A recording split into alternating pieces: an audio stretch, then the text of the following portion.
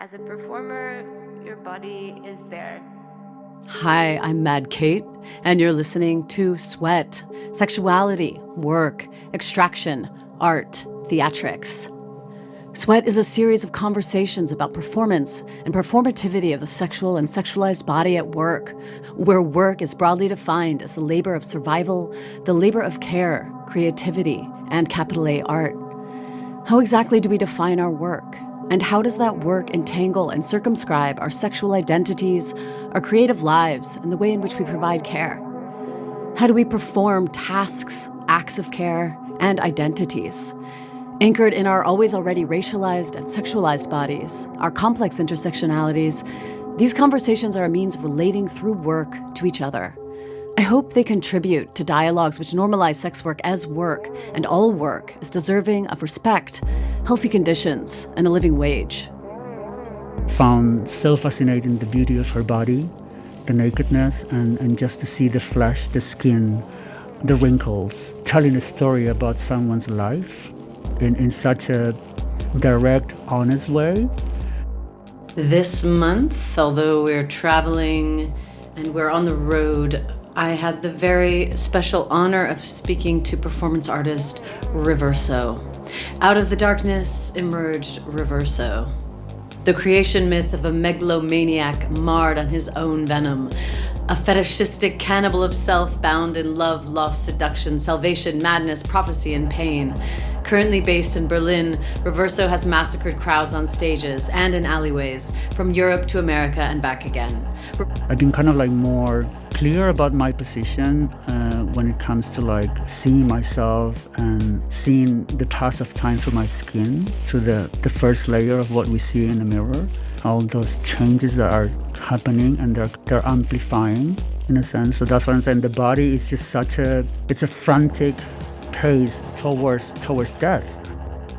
ReveRso's tour de force of delirium sites: Berlin, Amsterdam, Moscow, Istanbul, Antwerp, Paris, Barcelona, Genève, Madrid, Copenhagen, Warsaw, Frankfurt, San Francisco, Los Angeles, New York, Cologne, London, Lugano, as some of his holy grounds.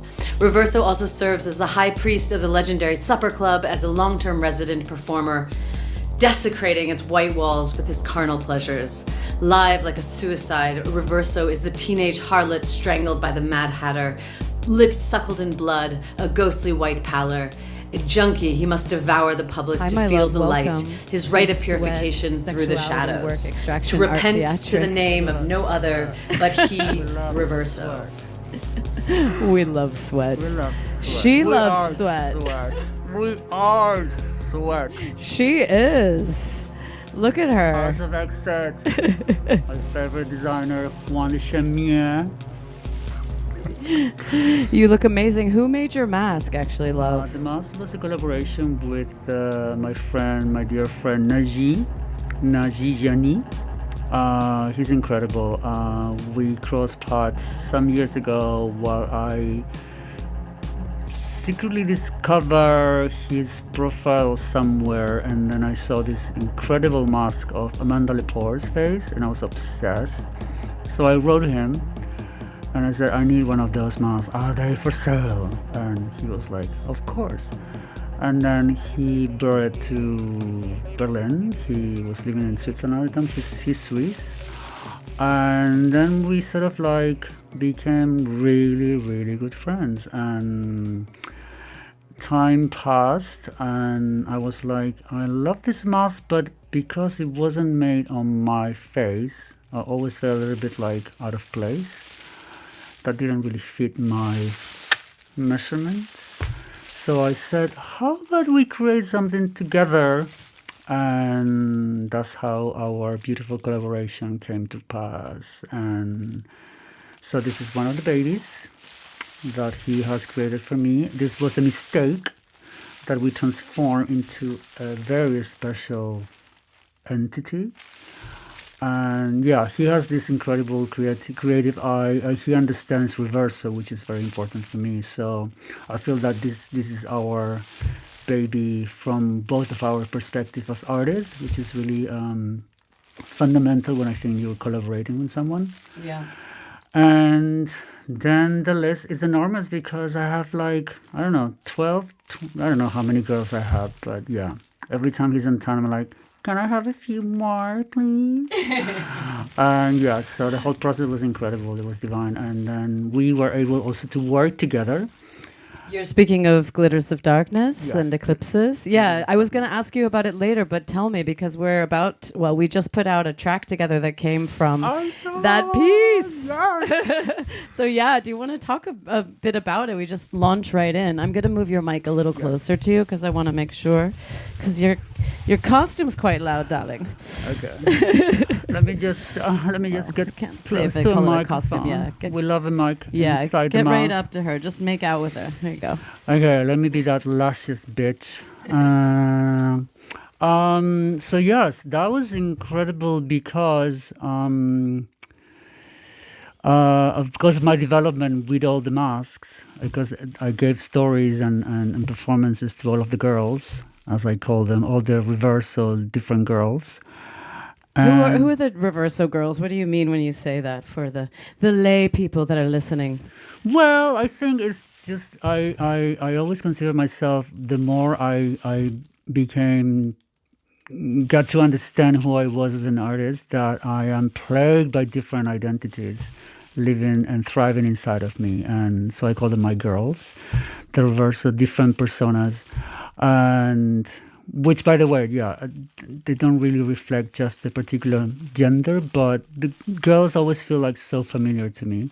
Yeah. So they're girls inside of you. They're identities of you, faces Yes. of you. Yes. And I think they're always popping up. And the actual collaboration with Naji also brought that even more intensely, to recognize, oh, let's do this one, let's create that one. And it was about like how we could alter the face, so the mask will be reflecting a different side, and more like, in a sense, also like the extreme of beauty, seen from a more freaky side, without being freaky, just more like understanding how much we can push that idea of something that is alluring, but to us or to me, in a sense of what the aesthetics of ReveReversal, and that could be quite repugnant to someone else as the spectator. But there's still some sort of like link to that you feel attracted to that thing. And so, yeah, all the girls that I have been working on developing with Naji.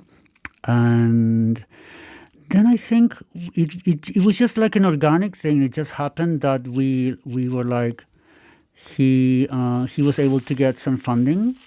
And then I said, well, I'm in. Let me create something. And it just really kind of came like rivers. The creative process was just like so. And we connected with this other artist, Isabel, incredible woman, which I met at a festival that I was invited in Switzerland to perform. And they were in the audience, and I was doing 2 of my pieces. And that was really like, that was the first link. And I think after that, she was really like intrigued by what I was doing. And we said, on that very moment, the 3 of us were like, oh, maybe we should work together. I was like, I would love that. And then a year later or something, they said, well, we got this funding, let's create a piece.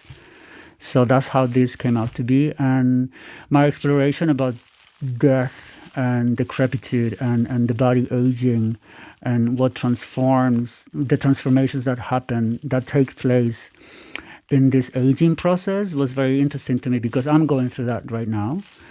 And also Isabel is much older than, well, not much older, but she's older than us. And I found so fascinating the beauty of her body, the nakedness, and just to see the flesh, the skin, and the wrinkles, telling a story about someone's life in such a direct, honest way. And I think that was also kind of one of the inspirations for what I was looking for. So I've been working with creating like this sort of artificial doll character. So I've been working with silicone bodies to transform my body into a female body, but just to explore the redundancies of that that sexual thing, the objectification of that sexual, but as a very empowered way of presenting it.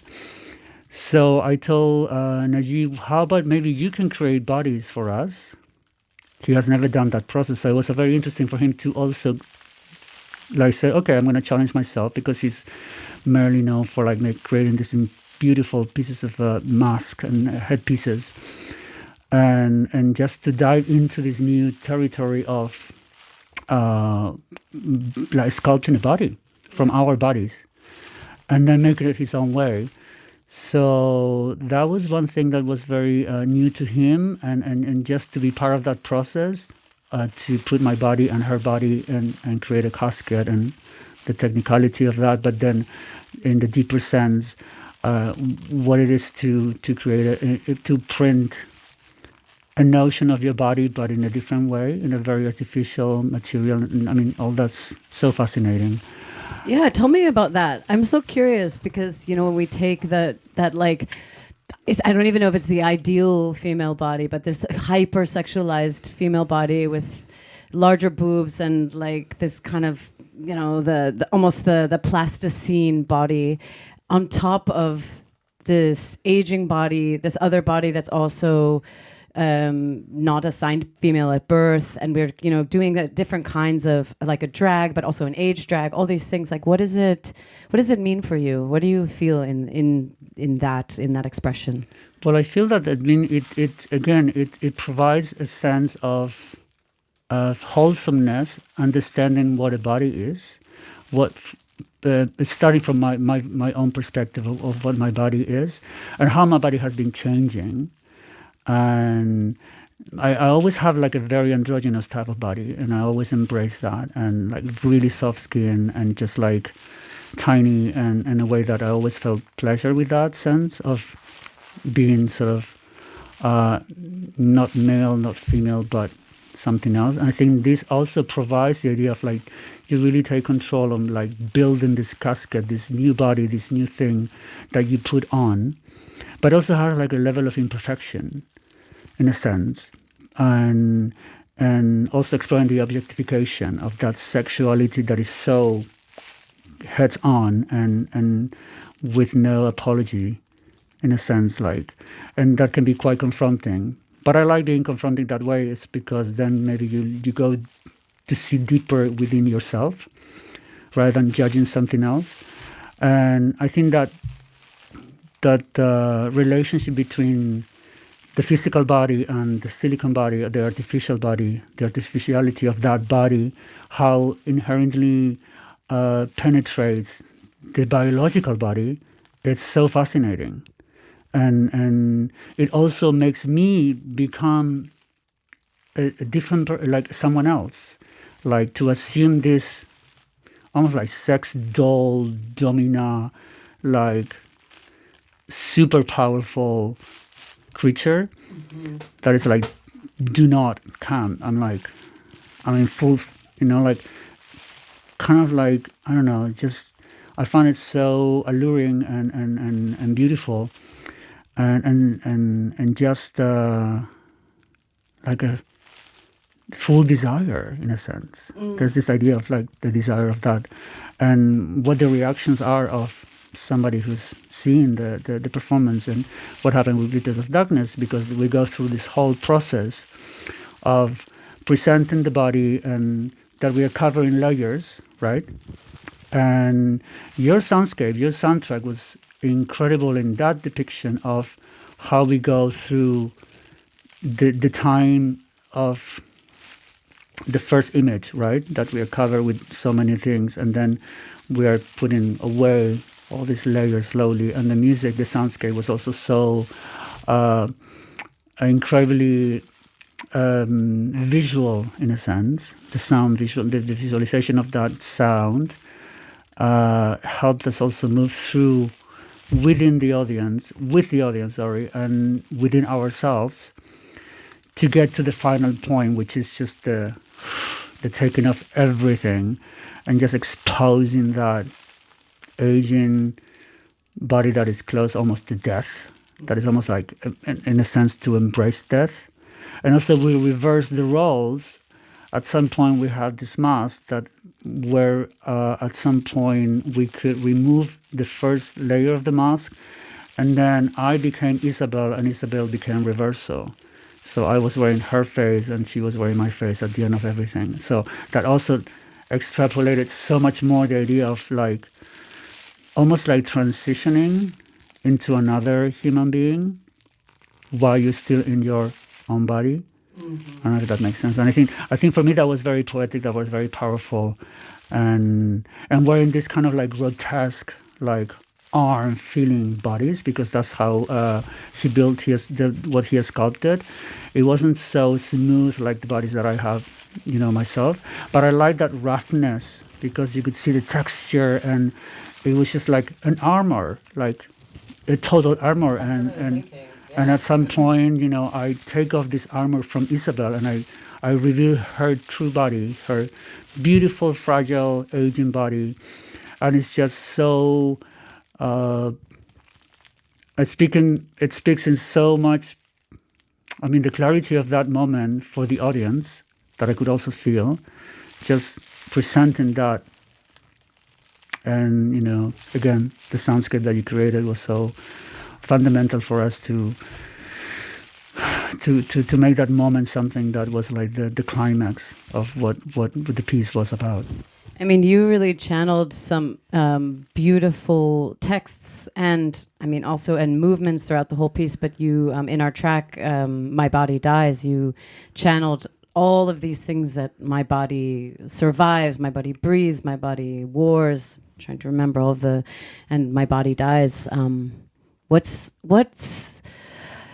How do you feel about that process towards death? It's a very personal question, I guess. I know, because we were behind the scenes. We were thinking about this because we just lost someone, an extraordinary person from our environment. So rest in peace, rest in power.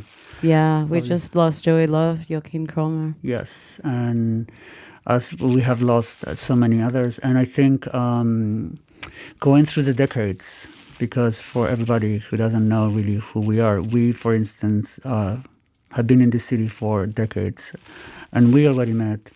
It's such a long time ago. We are like literally family, and we have gone through so much like turmoil, but also incredible times, and the creative forces that we have been able to work together and everything. And that's also passing time. Yeah. It's literally time is passing, sticking like tuck, tuck, tuck. And after a certain age, I think personally, I've always been kind of like more clear about my position when it comes to like seeing myself and seeing the pass of time through my skin, through the first layer of what we see in the mirror.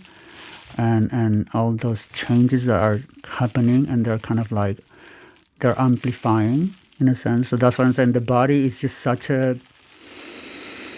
it's a thing that does all those things that I was trying to allude in my text.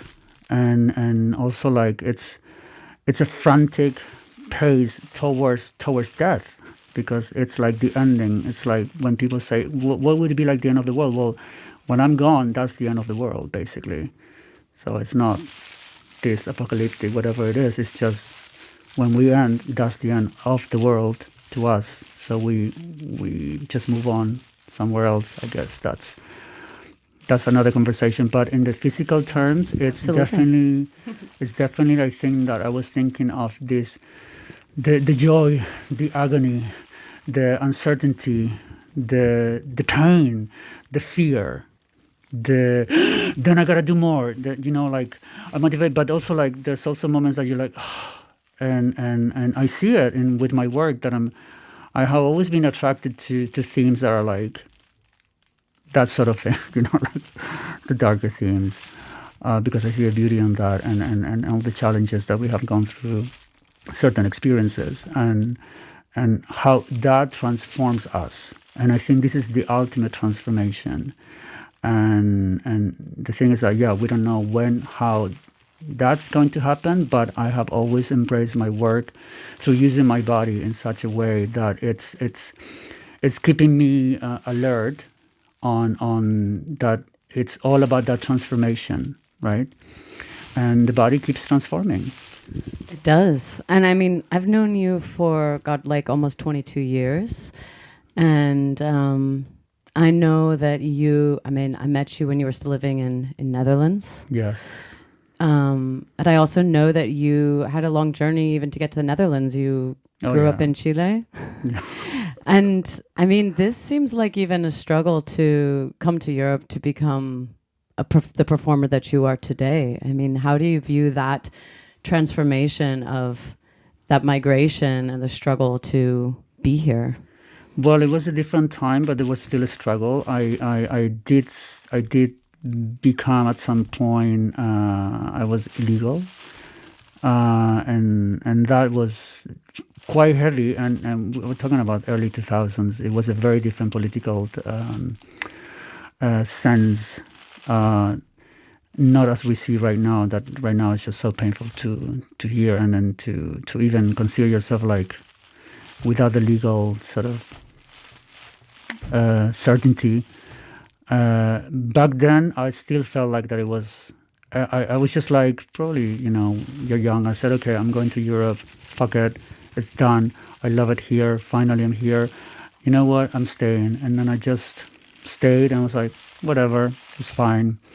And we hustle because that's what we are. Also, we keep hustling and keeping things. And I think I started again to see myself, because I had this long period of time that I didn't do my work as an artist. I kind of like shut down because I was like, I need to survive.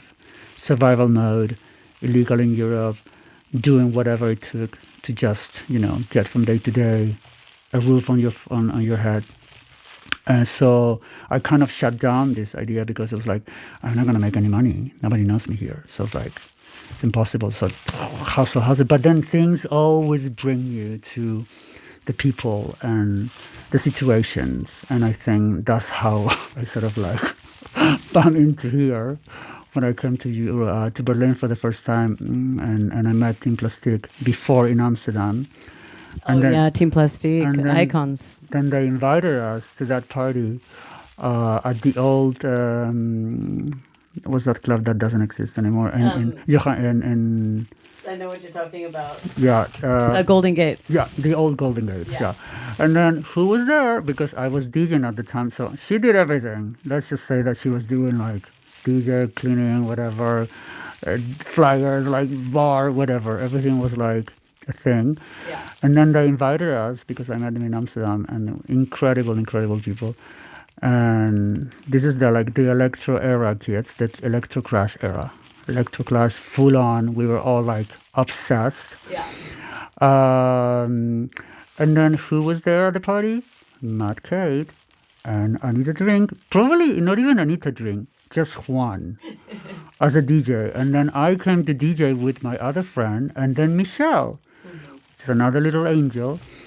And that party was epic. I mean, wow. So then we connected it. And then the next time I came back, there was already this, and Team Plastic was living here. So we started doing things. So that was already something that felt very, and I was already kind of like done with Amsterdam. And I was like, I was very fortunate to basically to have a group of humans that helped me through my status, my legal status. And then there was a chance, and I became Dutch and a Dutch national. And when that happened, I knew that I didn't want to live in Amsterdam anymore, because I've done everything, and it just felt a very small city to me. And when I discovered Berlin back then, I was like, this is it. And then circumstances happened, and I ended up here in 2007. And I mean, you're such a provocative character. I think people understand you as provocative, and that you provoke a kind of a grotesque beauty. That's how I interpret. Somehow there's something very, as you described before, like you're drawn to it, and also maybe scared or unsure. How do you feel like people read you and understand you when you're on stage? I think it has to be said that the way that people read someone like us, for instance, on stage is how they read themselves. So I'm thinking, okay, how are you projecting something that I kind of maybe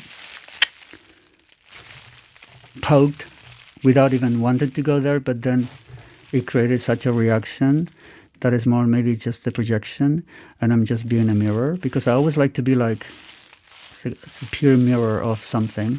It's never about wanting to be a provocateur. It's not about that. I don't think we are that kind of artists. We are just like doing what feels right in our heart, because this is definitely a passion. It's a passion of yours, a passion of mine. I can tell when somebody is really passionate, and it's our calling.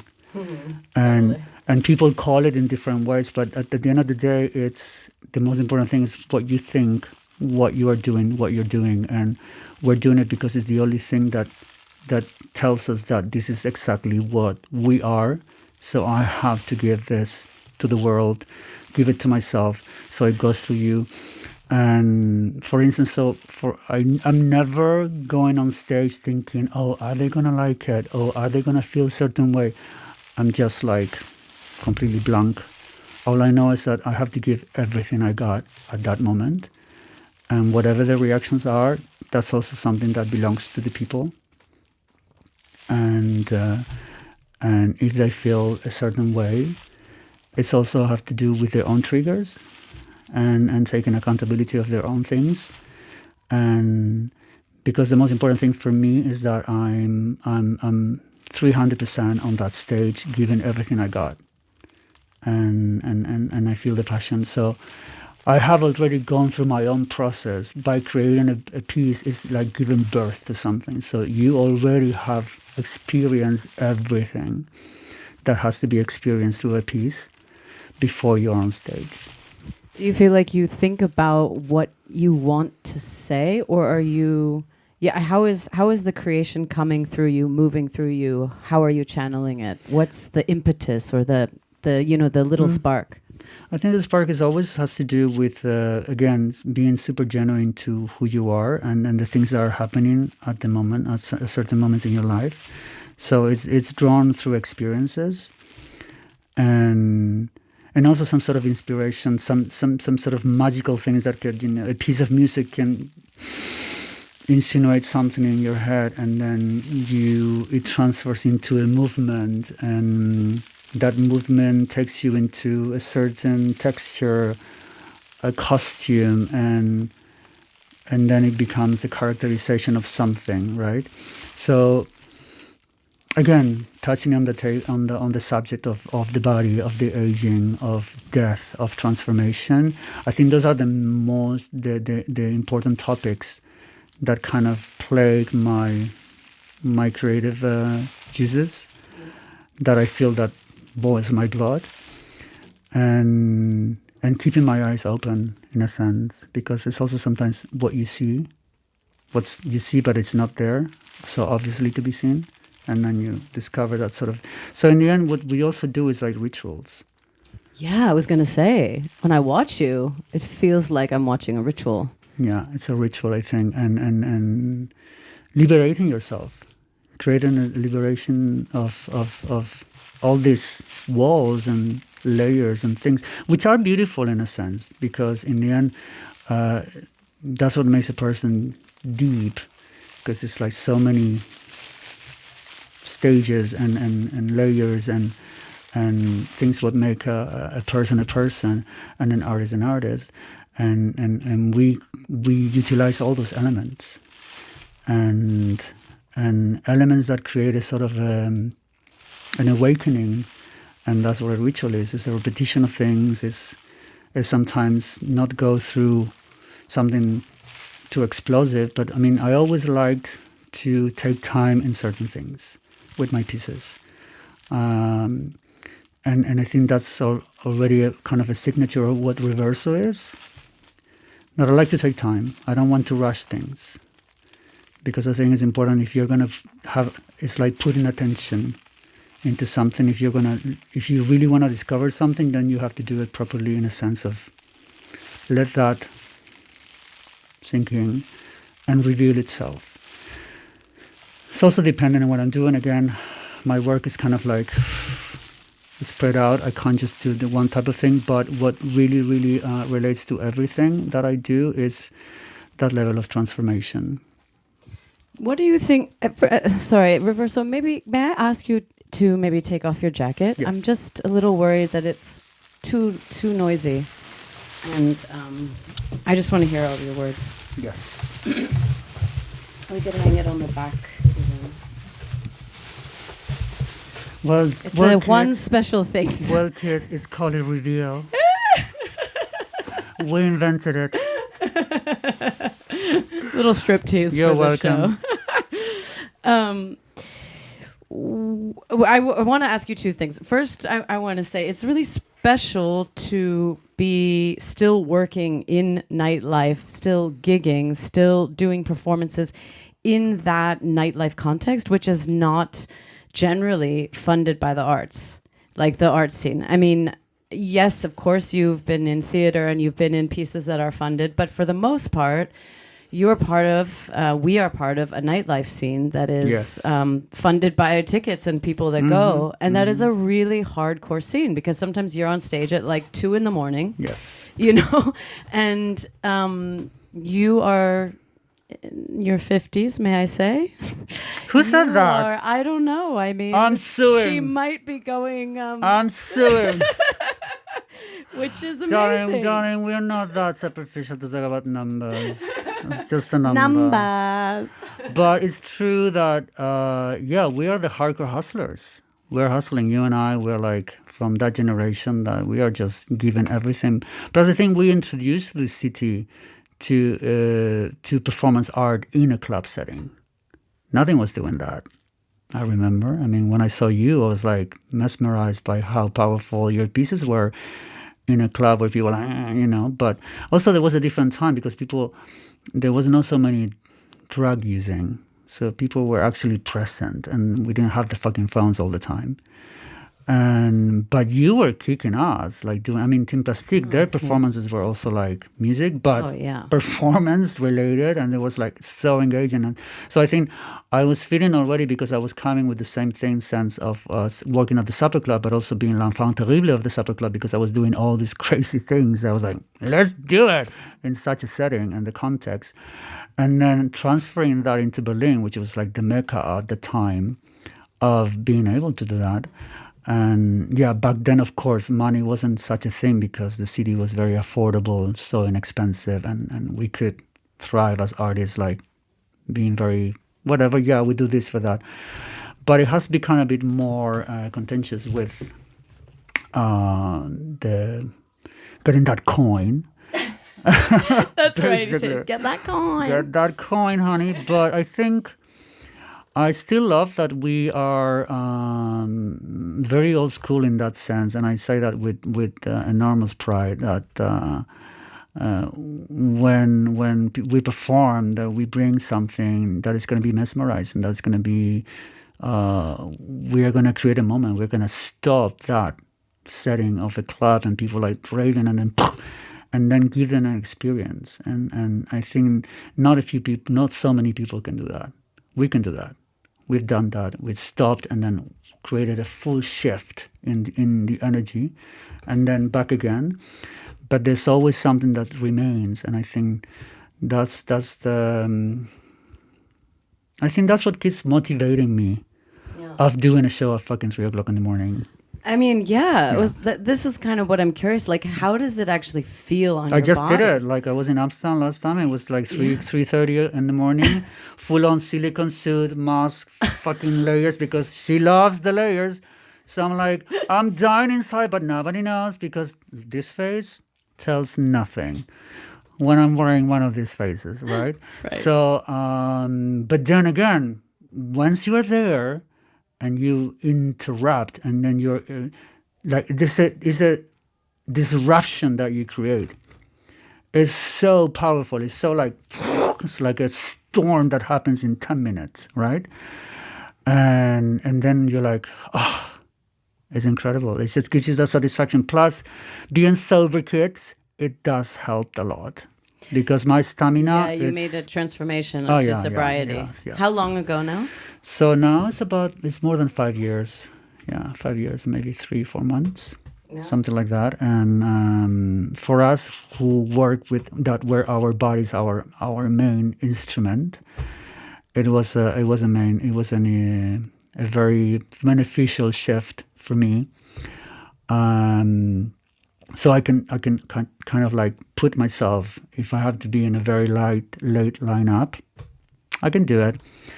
And then I can wake up the next day at 10 o'clock in the morning, 9 o'clock in the morning, I'm fine.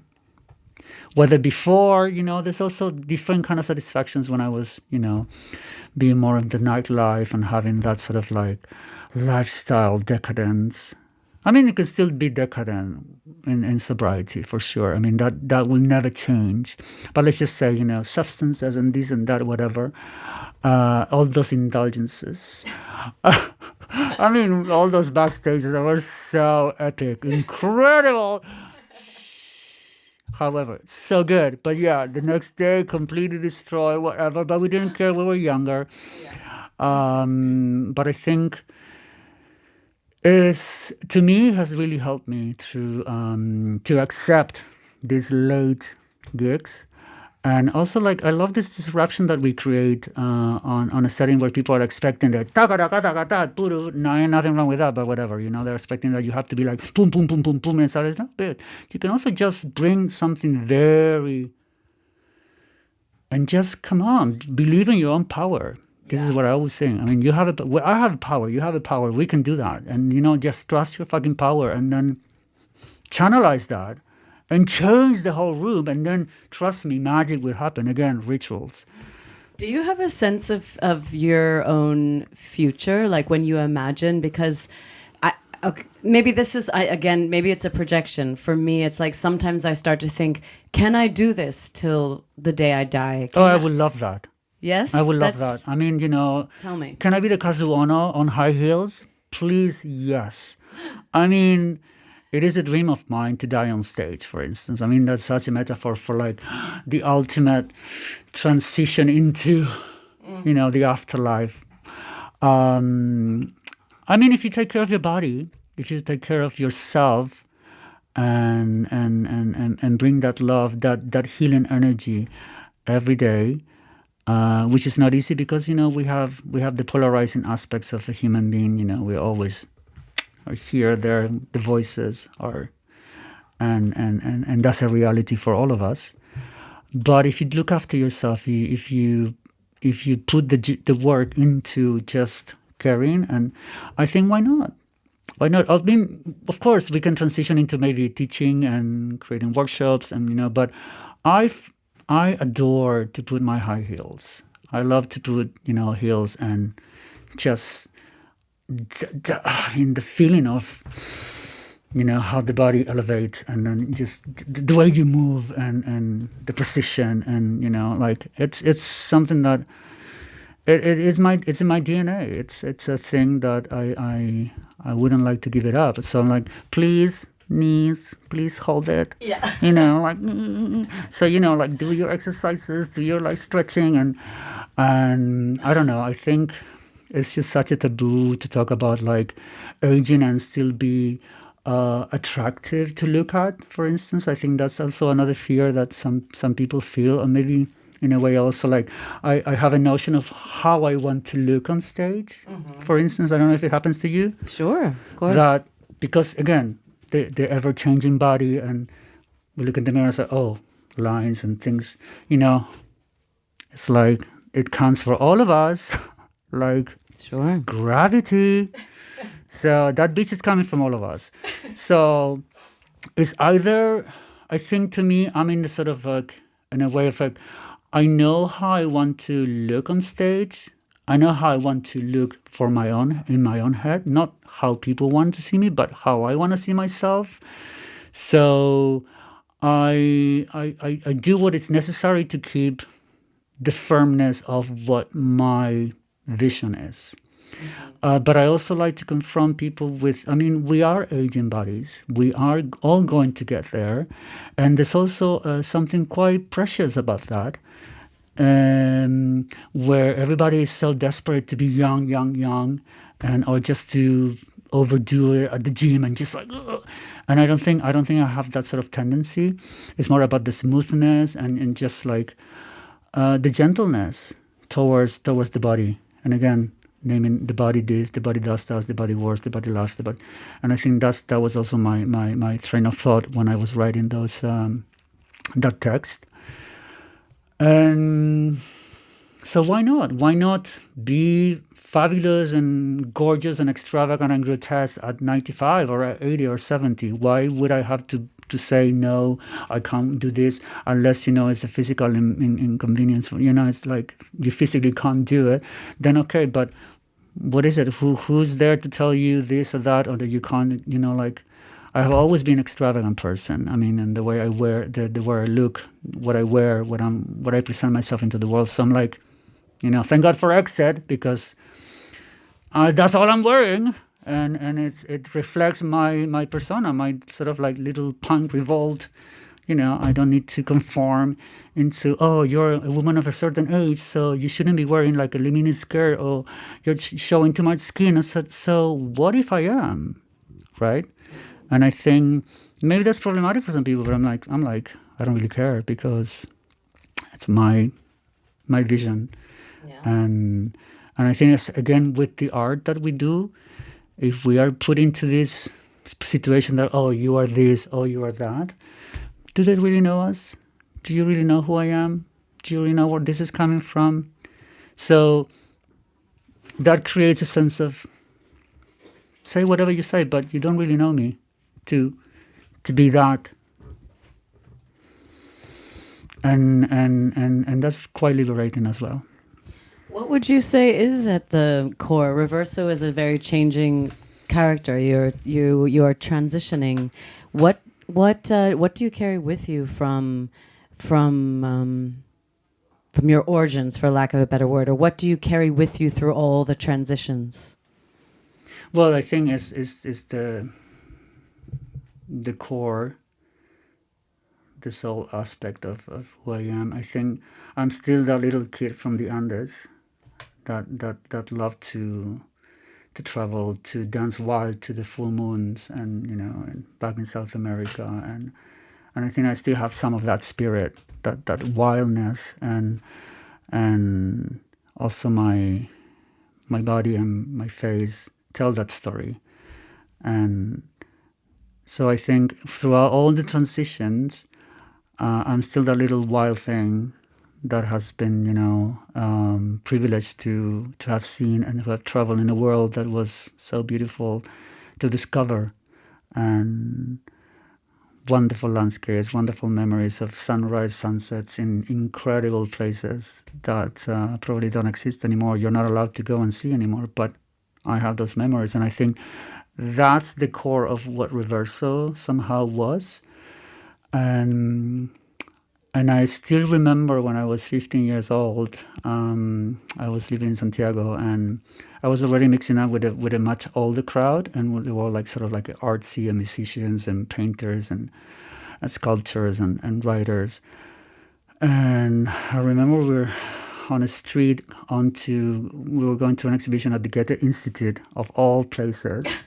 It's so wild. Because it was the way that back then, in the late 80s, that's how you would drink for free, to go to all these openings of this sort of like, oh, the Goethe Institute is having so we would all go there to have the fucking wine or whatever they were saying for free, and just make it. So that was the thing. And I remember waiting outside, and this photographer, Leo Vidal, who is not with us anymore, so rest in power, my dear Leo, he told me, and I remember this so clearly in my head, he said, the way you dance, there is something there. Like, because I always had this thing of like expressing myself through movement dance, I always had that. I was a kid, from the new wave scene, and, the whole thing. And I remember he was so clear, he's like, you need to do something about that. There's something there. And I don't know how many years later, and because I kind of like put it back, I was like, yeah, why am I going to be a dancer? I'm too old, whatever. I was like 17 or 18. And I didn't know who I was. But he said those words to me. And so all these years later, and I'm sitting down with you, telling you, it's like, it was kind of like a prophecy that I was meant to be the person that I am today. And actually mention it as well in my small documentary, the small short film, The Beauty of ReveRso, that I was thinking about this movement, that it was something that I had to do. My body was just telling me, and then this person was like the voice of what was of me, for me to become afterwards. So, yeah. I love hearing about these memories because I know, as we get older, we acquire so many, like the stories. And so many. This is one thing I know we really wanted to talk about. Like, yes. I want to say, tell me the tea, tell me the crazy shit. Like, what do you remember? What's the craziest performance condition you ever had? And like, I want to hear it all. I know, because this is, even our stories. Yeah. Like the stories from the time when we met. Yeah. Those parties with Team Plastic. The shows that you were doing back then, I was like, yeah, this is my muse. This is like my family. I'm like, and such privilege of like being able to live that period. Especially in the city, which was like a complete playground for the arts and for the artists, and it created such a community. And I'm so happy that 20 years later we're still friends. Petra, Roxanne, Michelle, Valerie, Sebastian, and Molly Nielsen. All those incredible people that became, like in their own right to. Do you remember Entre Nous? Do you want? I want you to tell these. Yeah, tell us. That was also like crazy because Entre Nous was like an experience that we did at the Queer Festival in Copenhagen. I think it was 2007, if I recall well. And you were also at that festival. And Roxanne, which is an incredible legend, such a everything. Yeah. We were together there, and we said, okay, let's create this piece. And he was so magnanimous to offer himself as an offering.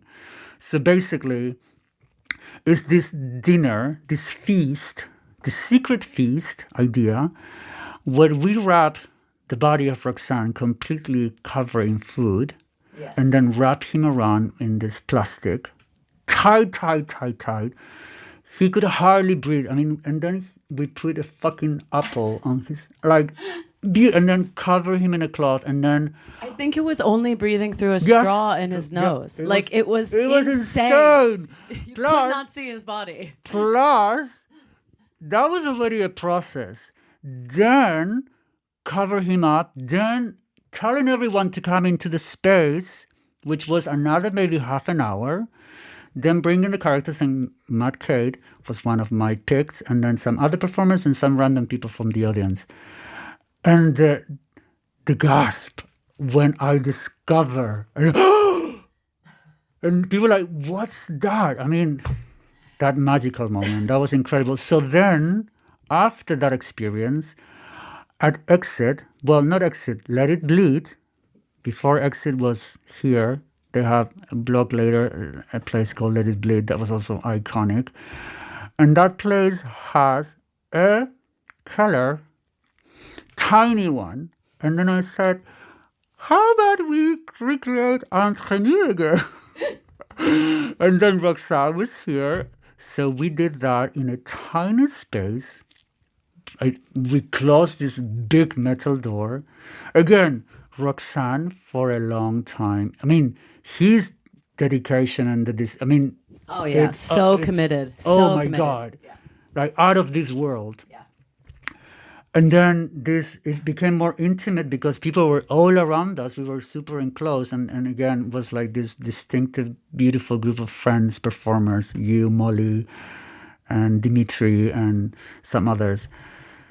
And wow, that was, again, when we uncover, people would just gasp, like, oh, what is that? And then I remember it was pretty intense. I kind of liberated the Steppenwolf that always lived inside me, I think, on that night.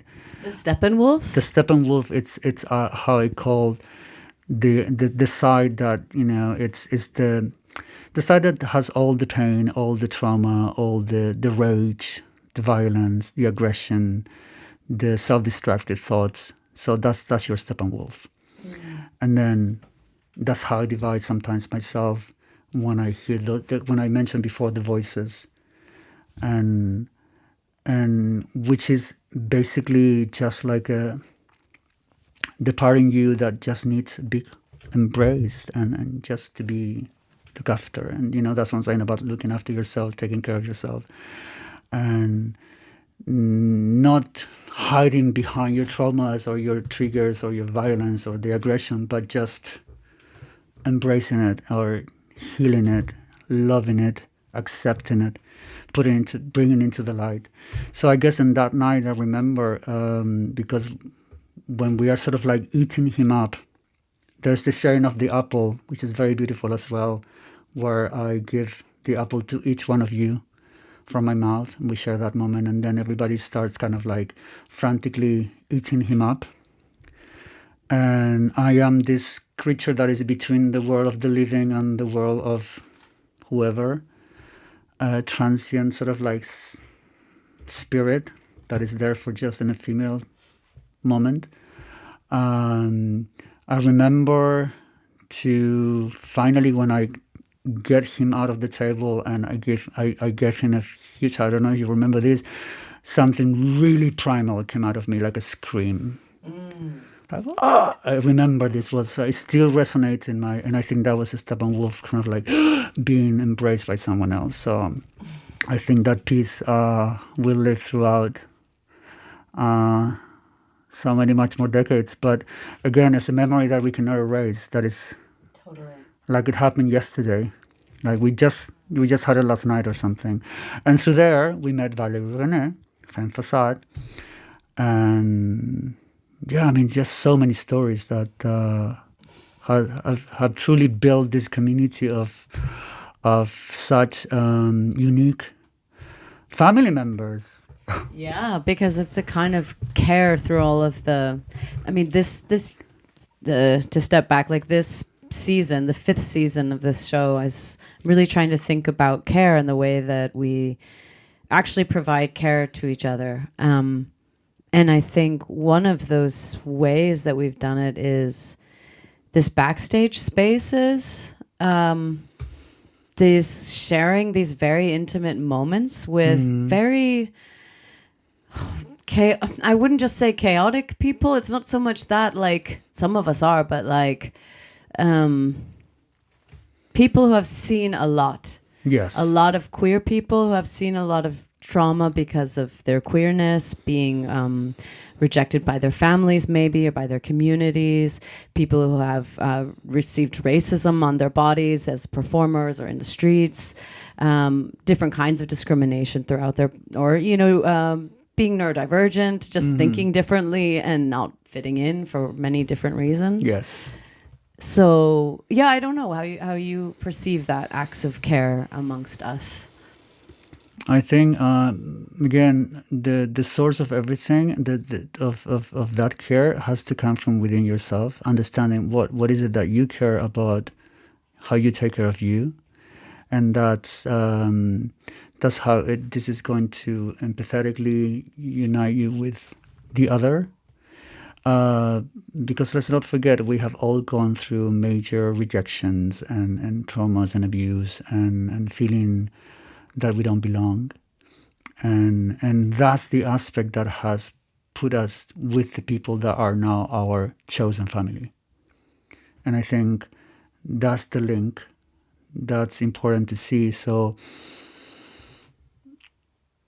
just to have the honesty of seeing and how much you care about you, because that's the direct response of how much are you gonna care about someone else. And instead of like becoming the savior of everyone, but then you are doing just such a self-destructive, like demeaning aggression towards yourself, in all these microaggressions that maybe are unconscious, and that are not conscious there. So I think by taking care of you in that very clear way, there's a connection that will develop strongly with others. So you are able to see what the other needs, because you know, you can see clearly what you need in terms of caring. I don't know if it makes sense. Yeah, it does. And yeah, I mean, those spaces are plagued by that. I mean, we're all creatures that have dealt with all sorts of things. I mean, I have been, you know, the color of my skin, my sexual orientation, where I'm from, third world country, Indio, indigenous, this, that. I heard it all, too skinny, too that, too small, all the things. That's what I'm saying, that it's important to allow yourself to understand that the acceptance that you give yourself will shut down all those prejudices and all that aggression and that violence that comes to you. However, we really have to be super, super aware. The city used to be so much more of a safe haven for us, which I remember from before. And now you really have to be so aware of the surroundings. Like, I can't just walk freely. I mean, before I remember, like, back then, makeup and the U-Bahn, this and that, nobody would give a fuck. It was just like... Do you feel like that's shifted a lot? Oh, it's shifted. It's shifted. I think it's... yes. There's more aggression towards what's different. And that's really politically charged as well, because it comes from also minorities, other minorities that come from different cultures where we are the devil. And that makes it even more of a... Because we are attacked by a minority that is already being marginalized in a certain way, but then they're hating us and we become the target of their own aggressions that they are receiving from the system here. So that's also very painful. But I grew up like this, you know, in Chile back then. I mean, since I was a kid, I mean, the bullying and everything. I mean, I experienced so many things. But what I'm trying to say is that you can also detach yourself from that story and transform. Maybe that's why transformation is such an important, fundamental thing of my work, because it allows me to get me to transcend all that pain, and actually that pain is a fuel and then you can create something incredible, right? What do you think are some of the most transformational moments of your life? What are some of those experiences? I think the traveling at a young age, that was, I think, one of the things that started my personal voyage of trying to understand who I was, in terms of the freedom of just like walking and say, you know, I'm gonna hitchhike. And then you end up like 2,000 kilometers away and you're like, oh, life's still given. I don't have any money. People feeding you, people giving you, but of course it was a different time, all right? And then also the understanding when I was able to get out of Chile and travel to different countries, see different cultures, different ways of living, so idiosyncratically, you know, a complete different system of things, how people interact. And you see, people are people everywhere. That was one of the things, like, oh, because I have a notion like, how would it be to be, you know? Sure. And then you're there, and it's like, oh, people still need to shit. People still need to eat. Like this really kind of like primal, kind of like, oh, okay. And then it's like, oh, that gave me a sense of, so then it was about like, oh, well, then how about the landscapes? Oh yeah, this changes. And then the experiences of like being in places that were built by civilizations that were like 4,000 years old, and like, and you're taking acid there, like whatever. And I think that was one of the first unconscious transformations, I think, because I was just like, I still didn't know so much who I was. I was just trying to find out myself, That's why I didn't go to university, because I'm too young to decide who I want to go. So I was like, what do? I travel. And then was this discovering that I had this something, like that I could do with my and just, I think I can create something from, and then putting yourself and having ideas to and be on stage. I think that was also another one of those moments. The first time that I was doing something, it's like, like, okay. And I was like, all right. And I don't know, just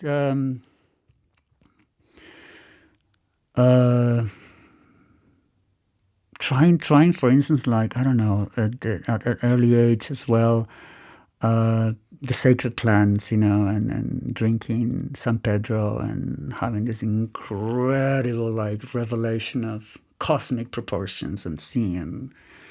That was really also not in a beautiful desert, and like, and then just seeing, incredible thing that I will never forget. And I think that's already like changing your perception, opening your perception as well, but also like changing things, and then starting to kind of understand signs and synchronicity, and also why are you where you are, and why are you doing what you're doing, and what is it that you need. It's like following the path. And I think that was actually a big discovery, and I'm glad that I did that at an early age in my life. And I don't know. I think also it's all related to the different processes that were happening, and letting go of the pain as well. I think that was also very transformative.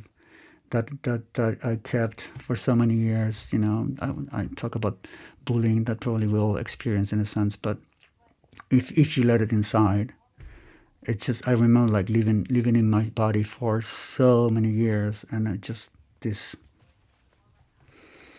and then because of these experiences, things are like, and there's no way.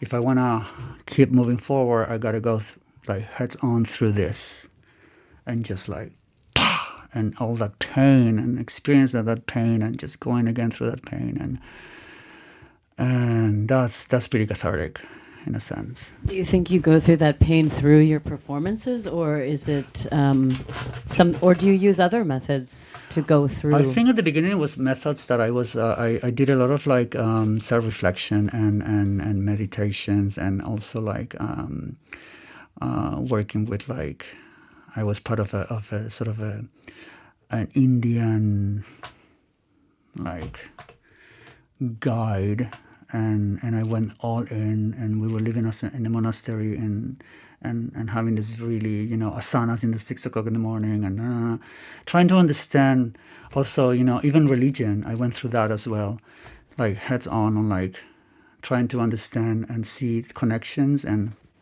I would go and these like 4 days of healing, of special like worships, and then where you dropped, and you just like, and you see images, and the crying is just like rivers and rivers, and you feel that a force is taken down and grabbing all that pain, and just, all of that. I did all of that because I think I needed it, and I think probably that's it that imprinted in me this desire of, when I started to create performance, my work, of how ritualistic that was.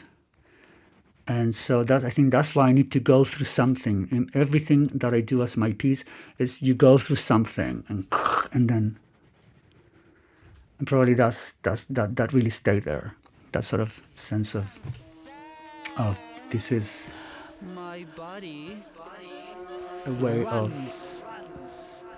my body. You have ingested something and it has to digest, and body then, crumbles, my body pushes, my body mistakes,